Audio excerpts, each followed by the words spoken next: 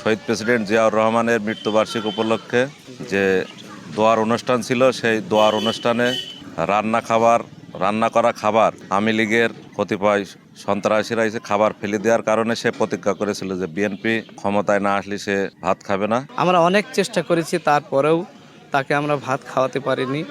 হয়তো তার জন্য আমাদের আবার মানে অন্য কিছুর আয়োজন করতে হয়েছে, রুটি বা অন্যান্য খাবারের।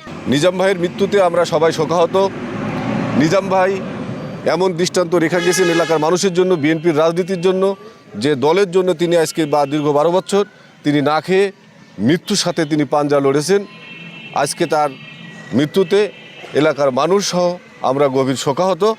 আমাদের দলের ভারপ্রাপ্ত চেয়ারপারসন দেশ নেতা তারেক রহমান তার খোঁজ খবর নিয়েছিলেন, চিকিৎসার জন্য সে সমস্ত দায়ভার নিয়েছিলেন। রানিং চিকিৎসাও আমার বাবা